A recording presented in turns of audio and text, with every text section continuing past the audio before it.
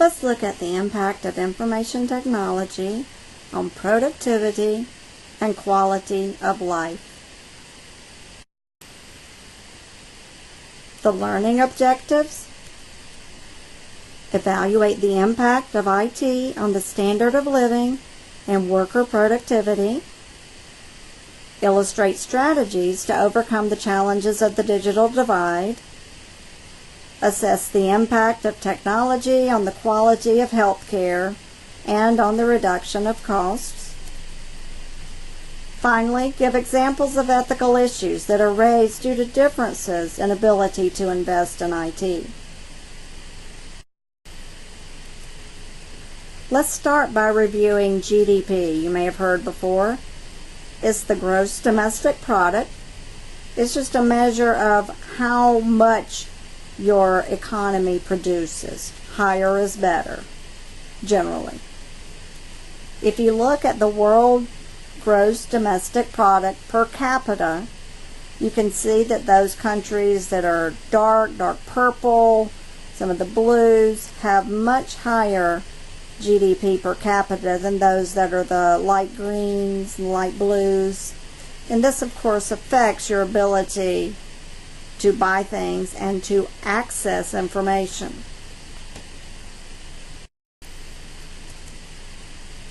So GDP is a measurement of the material standard of living. How much money do people have in these countries on average to use? The more money you have, the more things you're able to buy, the more access you're able to get.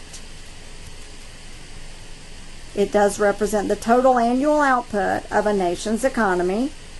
Higher, again, is generally considered to be better. In most developed countries, including the U.S., the standard of living is very high. It's improved for quite some time. The rate of change does vary as we go through recessions, depressions, and things like that. But generally, the standard of living has increased. Now, many may argue the standard of living has increased at higher levels for those who are at higher income levels, and that the middle class has not increased as much. Regardless, our standard of living, as compared to most of the rest of the world, is very high. This leads to a digital divide. You may have heard of what the digital divide is, and it's just the distance between those who have access to information and communications technology, like the internet, like your cell phone, and those who do not. If I want to know the answer to something, I Google it. I don't wait. Other people don't always have that luxury. That instant access to information is very powerful. And there's a divide between the haves and the have-nots. The more access you have to information and communications technology, the better your country is probably able to do in terms of health, determine crime patterns, where to invest resources, responding in times of crisis. For instance, if a tsunami comes, how does the country respond? It partially depends on how your resources are allocated and your government's ability to direct those resources appropriately. You need access to information, which means you need technology so that you can make decisions quickly, efficiently, and in the public good. Of course, information and communications technology allows you to increase the educational and economic opportunities for the people in your country. And it also influences cultural, social, and political conditions. In the U.S., we have access to so much information that allows us to have opinions and may sway our country to move in one direction or another, because we do know what's going on, we do read the news, we have access to information instantaneously, We have 24/7 news coverage when there's probably not 24/7 news that we need or want to hear every single day. So sometimes the way the news is covered influences us as well. The media influences us on what they choose to cover and what they don't choose to cover. We often think that mass shootings are going up, and it may be that they simply weren't reported as much in the past because there was no way to communicate with people to let them know. And people may not have had access to technology that allows them to plan and carry out these terrorist events. You can tell by the world internet penetration, those countries, the developed countries that do have access to information, and those that are on the other side of the digital divide. The ones in light, the lighter the blue, the less internet that country or that area is able to access. The darker blue has very high levels of internet penetration. So we have access to information. Very powerful, very important, and very valuable tool. You can also look at it here, the internet. You can look at the bar chart on the right, shows the world penetration rates. North America as a whole, almost 90%. Europe and Australia at around 75%. Drops markedly to Latin America and the Caribbean, around just over 50%. Middle East at a similar level. The world average is just below 50%. We're at almost 90% here. You get into Asia, you're at about 40%, depending on what part of Asia that you're considering. And Africa, below 30%. Think of how much your life would change if you did not have access to technology to give you the information you need, quickly, efficiently, updated. At the top left, you see a map that shows mobile penetration rates. So here we're looking at cell phones. The darker orange means you've got more penetration of that area. The lighter yellow, less penetration. So when an area has few mobile phones or mobile devices and has very little access to the internet, they're going to be far on the other side of the digital divide from those of us in developed countries such as the U.S. We'll also look at this chart here that shows the internet users per 100 people. In the U.S. and developed world, you're looking at about 78 out of 100 people have used the internet regularly. If you look at the world as a whole, 40 out of 100. And in the developing world, it's 32 out of 100. Those are estimates for 2014. But think of the difference in your life if you were in an area where you did not have access to technology. Have you ever gone without technology for 30 minutes or an hour? What happens? My kids go crazy. They can't play their games. If they've got their cell phone on Wi-Fi, they can't do that. They can't watch Netflix. Oh my gosh, the world is ending if it's down for 15 minutes. But I'm the same way. Now I will hop onto data on my phone if the internet goes down, my internet service. But most people don't have that luxury that most of us have.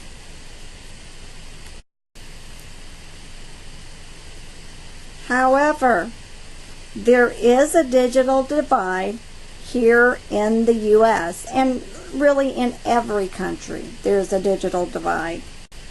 If we look a little closer, you see that even though 98% of Americans have access to internet service, 1 out of 4 does not have internet at home.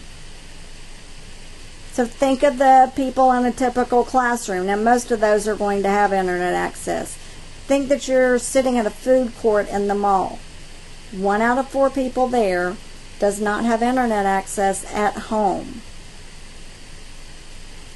So we have a technological revolution where we have access to all of this technology, internet, cell phone, tablets, everything you can think of, but it has been unevenly distributed, much as it has been throughout the world. If you look at the scatter chart down there, it shows higher income households are more likely to have internet at home. The richest people have internet adoptions in the U.S. of 80 to 90%. The lowest median incomes have rates around 50%. That's in line with they're not far off the world average of around 40% or 46%, I think, and not far off the average in Asia of around 40%. Think of the difference that it makes even here. Yes, we have internet access available at libraries, at schools, at most of your work. Most people have a cell phone with data, but they can't do, many people have limits on their data. The benefits have been unevenly distributed, even when you account for age. You think, well, perhaps older people aren't using the internet as much, and that's what's happening. Actually not true. A 90-year-old person with an income of $95,000 or higher is much more likely to have home internet connection than, no matter your age, someone who makes less than $26,000. So it's not an age thing, although there may be a divide with age in terms of devices used and ability to access the information available. You find similar cases when you look at higher levels of education. In the bar chart below, it shows people with a bachelor's degree or higher, 90% internet adoption rate, down to 79 if you have some college, 63% for a high school graduate, and 43% if you haven't graduated high school. So there's an age divide, there's an income divide, there's a race divide as well within the U.S. If you look at the U.S., those who identify as Asian, 87% of them have internet access. Those who identify as white, 77%. Hispanic or Latino, only 67%, 10% less than white and 20% less than Asian Americans. Those who identify as black or African American, 61%, and Native American down at 58%. So there's wide differences even in this country. Of course, it also varies depending on where you live. Those in very urban areas are likely to have access to high-speed internet connections and have the ability to connect and get the information you need. Those who are in rural locations are less likely to have access. So when we talk about the digital divide, we need to consider even developed countries and look at how we can improve there. So why do we care? Well, overall, what this showed is that older, less educated, less affluent, and rural populations are going to have fewer choices, are going to have slower internet connections if they have them at home, and the most important thing, they lose access to stuff, to information, to the ability to find answers, to solve problems, to learn more, to keep up with what's going on in the world. Now this says below it, they're fixing it right now. We'll see. They're always working to bridge the digital divide even within our own country. When we look at internet access, another topic that's important, and you may have heard talked about, is net neutrality. Another topic that's kind of a buzzword now is the Internet of Things. Let's look at net neutrality first. Net neutrality says those who provide internet service to us should treat all traffic running on the wired or wireless networks the same. So if I happen to send a lot of traffic on it because I've got kids playing games, video games, role play games where they're playing online with groups. I've got me streaming Amazon or Netflix, or creating a PowerPoint presentation and uploading a video, which takes a while. I've got my husband doing some videos and posting those as well. Should I pay the same amount as your mother, your father, who checks Facebook and gets Amazon books? Net neutrality says yes. It's the same wires. It doesn't matter how much is going over there. This is really a push so internet service providers cannot charge Netflix higher rates. And they talked about it at one time. Netflix reached an agreement with them. Or not just that, but say I happen to have more money than you, so I pay them and they give me priority access. They already do that where they give you higher speed. You pay for higher speed. So net neutrality, we'll see how this all pans out. And the FCC sets the rules for that.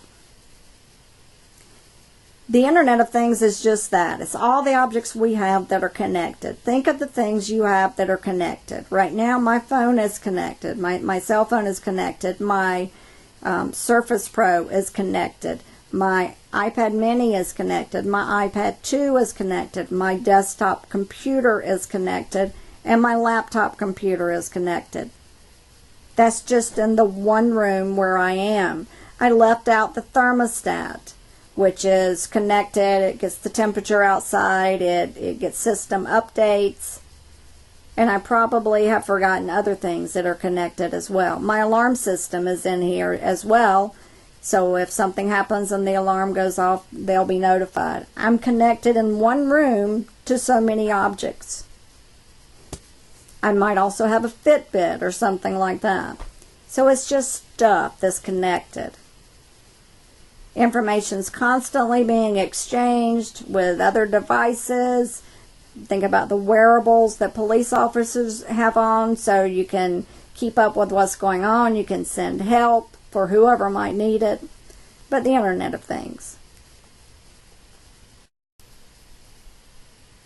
With investment in information technology, typically you see gains in productivity. Productivity is simply the amount of stuff, of output you produce per unit of input. So how much can you do in 8 hours or 10 hours or however long it may be? How does technology make you do it better? Do you need other technology so you can be even more productive and, as most would argue, more effective? It doesn't help if you produce more if you're not effective. It is measured in different ways. Generally, technology and modern management increases your ability to be productive. The goal is to be more effective, though. Sometimes management stands in the way, as we all know. Innovation, the ability to be creative, to think, to consider, to wonder, to look at how things can be used in different ways than they are currently. That is a key factor in productivity improvement. Technology innovation is constantly ongoing, but you have to think about how can I use this new technology to be more innovative, more productive, and more effective. And as Steve Jobs says, innovation distinguishes between a leader and a follower.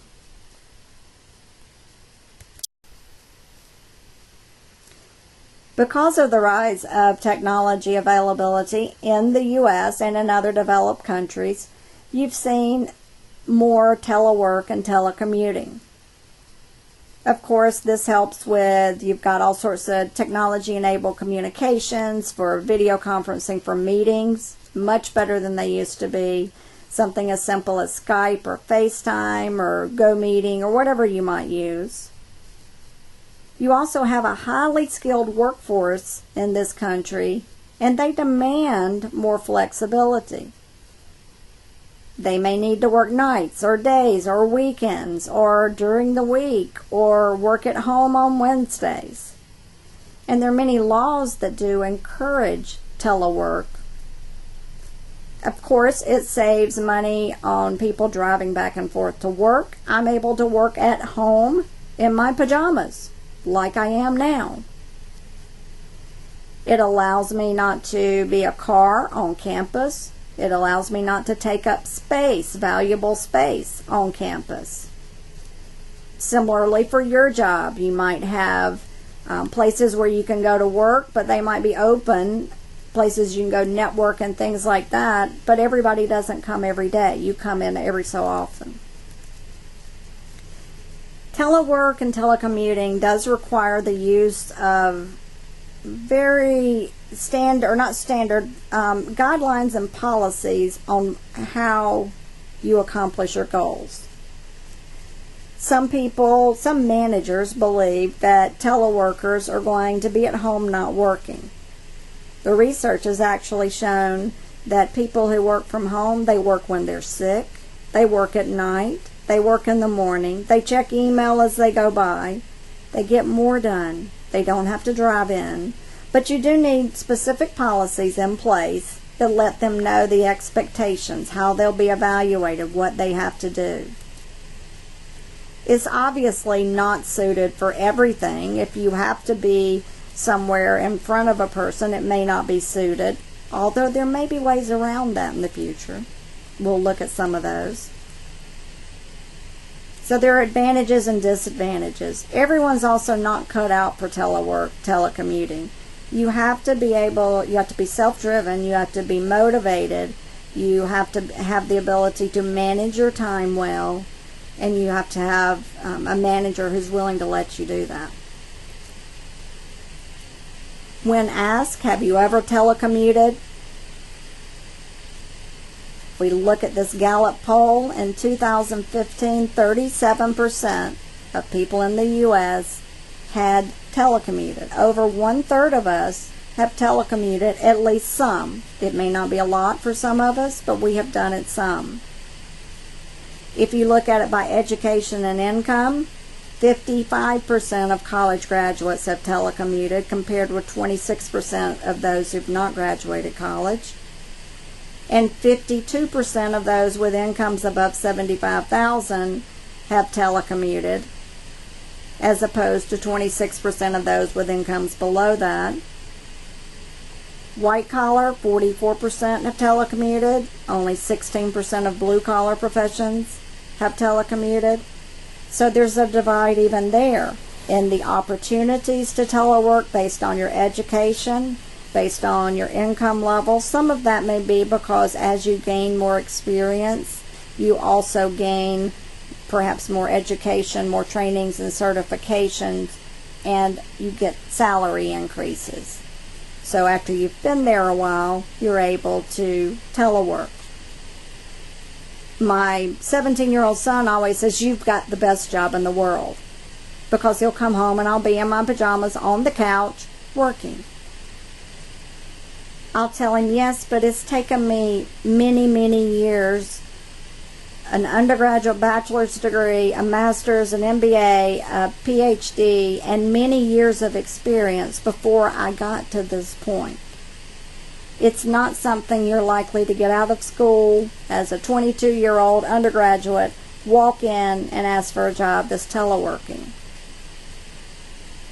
So you have to keep that in mind. You have to demonstrate you're effective prior to telecommuting and teleworking. Usually, there are some jobs now you start off like that.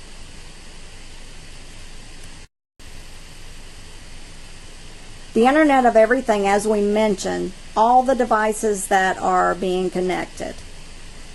37 billion new things will be connected. Amazon Echo, whatever it might be, by 2020. Your car, your prescriptions, your lights in your home, your shoes, your shopping cart they're showing. You may have RFID and you just leave the store after you get everything, there's no need to check out. Your car may drive itself.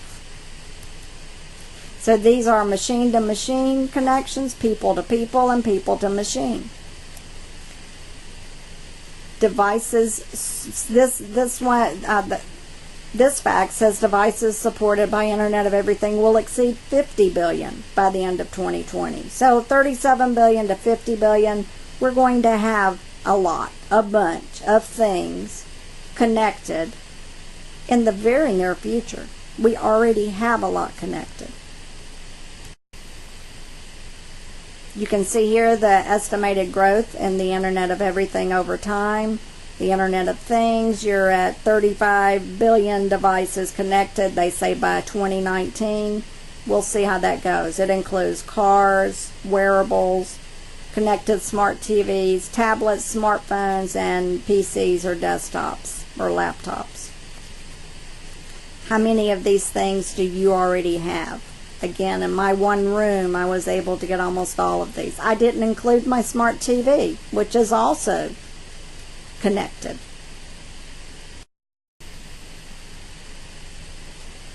At times, a cell phone may be a better option than a personal computer or a laptop or a tablet. You're able to purchase phones, particularly when you're looking at developing countries that may have wireless access, phone access, but may have limited internet connectivity for other devices. Cell phones are available in a wide range of capabilities and costs. They're cheaper in general than a PC is. They're portable, they're convenient. I don't know if I agree with the extended battery life, but they last a while. There's no learning curve. Everybody knows how to use a cell phone. Even in the developing world, many people have cell phones. You don't have to purchase Microsoft Office or Windows just to get your work done, because you don't do things like that on your phone. You buy apps, many of which are free. And there's no tech support. You can go on a bulletin board and ask for help, but generally you don't call someone and ask them, how do I do this?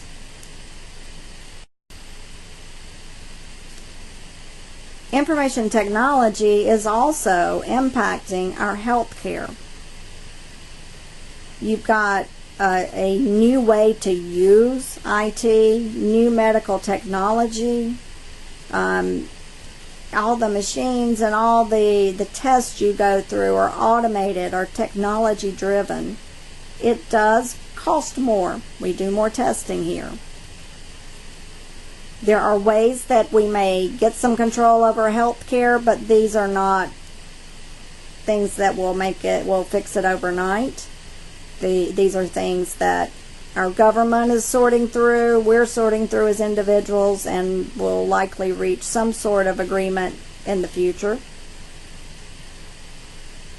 You can help control costs by making sure people are aware of their options and managing technology cost. Only getting the new machine if you need it.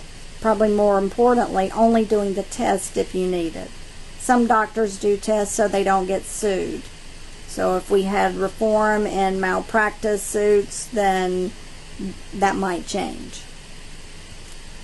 A couple of videos, YouTube videos that you might want to take a look at. The first one's BBC, and it's a robot doctor that rolls around and talks to patients and interacts with nurses and then rolls down the hall to the next patient. The one the BBC talks about is in an intensive care unit or critical care unit at a hospital that doesn't have a unit. So they need a doctor with a specialty in that. So that doctor is able to come and talk to the patient.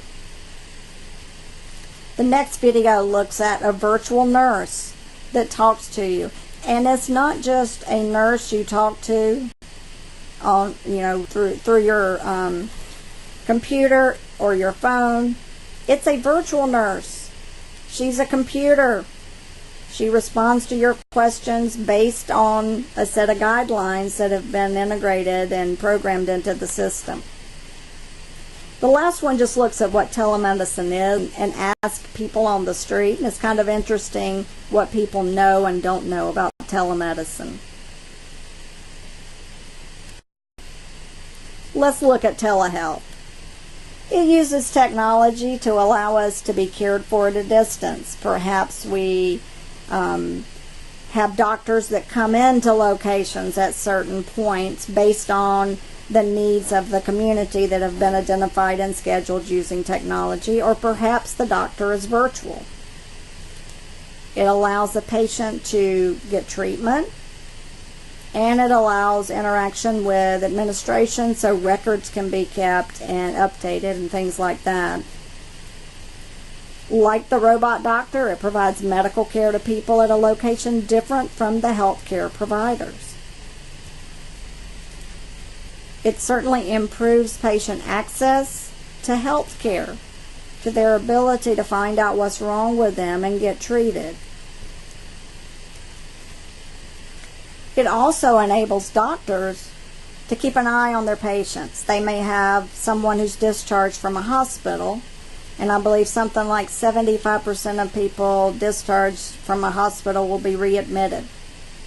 They go home, they forget to do their medicine, they get their stitches out, they fall down.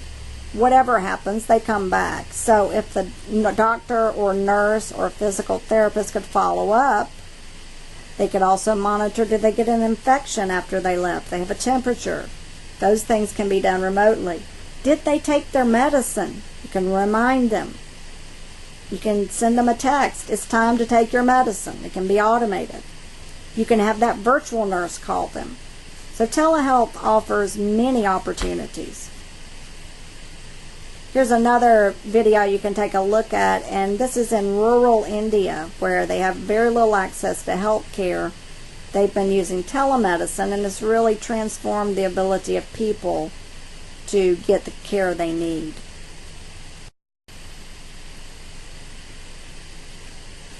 With telehealth, it's a store and forward telemedicine, so it gets perhaps vital signs, information, voice, pictures, images that have been taken on an MRI, whatever it might be, and video. And with store and forward medicine, the specialist evaluates it later. The patient doesn't even have to be there. So this can be done if there's a specialist in Egypt for your particular illness. Your doctor can send all of this information to them, and they can review it and give feedback. Live telemedicine is where you're at the same time. You're talking to them. Typically these are for routine visits, but there has been some success treating people with mental illnesses such as schizophrenia through telemedicine. I've actually used telemedicine, not me personally, but one of my sons was ill. It was 9 o'clock at night. I would have had to take off to take him, and he would have had to miss school the next day. So we have a new telemedicine option. We get online, we go to, we put what's wrong, our name, all our info, our insurance number, our credit card number, because it's a $15 copay, which is cheaper than when you go to your regular doctor. We go into a virtual waiting room, and 10 minutes later we're talking to the doctor, who then calls Walgreens because they were open late, calls in some antibiotics. My husband picks them up. My son is treated. Very nice option. It saves the insurance companies money as well, and it goes into your electronic health records that we'll talk about a bit. With remote monitoring, that would be like the nurse monitoring your condition over time. Maybe you have diabetes and they want to monitor it and see what's going on with you, and then transmitting this information to a healthcare provider. You can take a look here at one video that shows how telemedicine is less costly than going to your doctor. You may lose some of that personal interactions you have with your doctor, however. Some ethical issues do arise when we talk about telemedicine. Did that physician we talked to about my son's sinus infection, was he licensed in that state, wherever he was, or country? Or was he licensed here? Does he have to be licensed in wherever I am as well as wherever he or she is? Should the system, the healthcare system, have a license in a state if it has a virtual facility there? What if I don't have the minimum technology? I need to know what that is, and if I don't have it, they may provide it to me if it's a less costly option. How do we verify and certify that the system is valid, reliable, and working, that people are receiving the treatment they would receive if they went to their own doctor, or they're receiving better treatment perhaps? As I mentioned, now I'm involved with another doctor. Does that damage my relationship that I have with my primary care doctor? As long as you keep that person informed, it should be fine. The record should be updated. And probably most importantly, will insurance pay? In my case, yes, insurance paid. And it was a less expensive option, faster option, but I didn't get the personal touch of a doctor who knows my son. You can take a look at the ABC News clip on YouTube that looks at some of these and other issues related to telemedicine.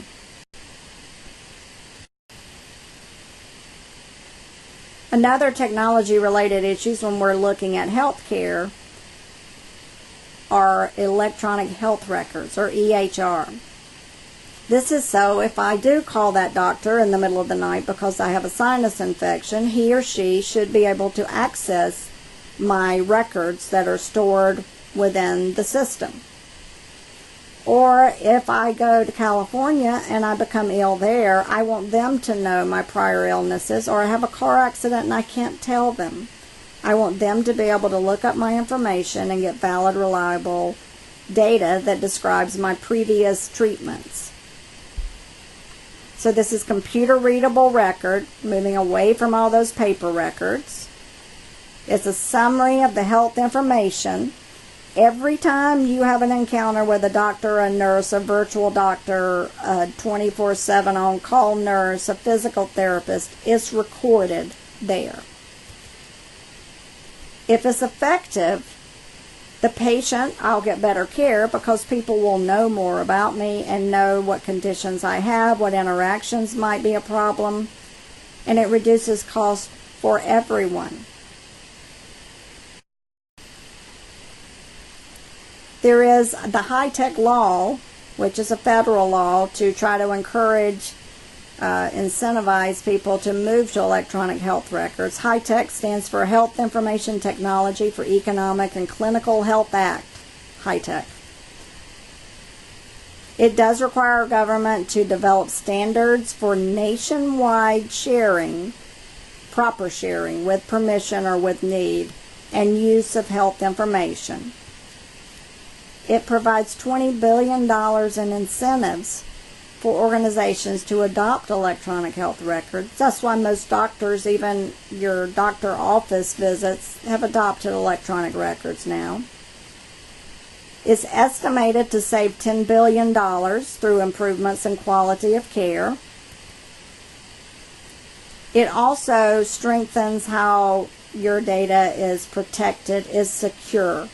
HIPAA extends that and makes organizations pay huge fines if a record is released. Your record is released, even if they tried not to let it happen. They're still liable. Negligence doesn't matter. There's more use of mobile and wireless technology in healthcare as well. It does allow us to update and access electronic health records, much like the doctor did when my son virtually visited him online. It allows you to scan barcodes. If you've been in the hospital, they'll scan your wrist, your barcode, to make sure they do the right surgery or they operate on the correct arm, leg, whatever it might be. Or you're with the right baby as you leave the hospital.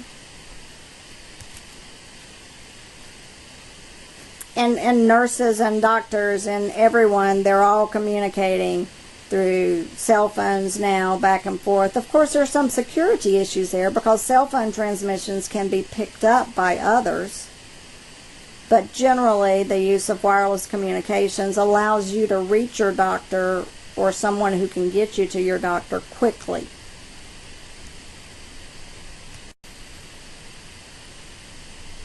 We all know these sites. Oh my gosh, I have a bump on my head, I've got brain cancer and I'm going to die. Well, the information's available. We do need information on healthcare related topics. Sometimes it helps to determine, do I need to see a doctor? Can I wait? Do I need to go to the emergency room? You just have to make sure the sites are reliable sources. Mayo Clinic, WebMBA, there are many, many others. It also gives pointers for how you can improve your health through lifestyle modifications. Again, you have to make sure it's reputable sources. Certainly not substitutes for professional medical advice. I had a bump on I think it was on my arm, and I was telling my doctor about it and how I had Googled it, and he asked what I found. I told him. He said, that's probably what it is. He said, but it could be this or this.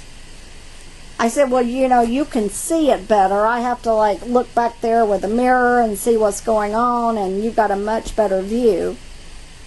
He pointed out that very nicely, that he also had 20 years of experience that let him perhaps add some more diagnosis possibilities to the mix.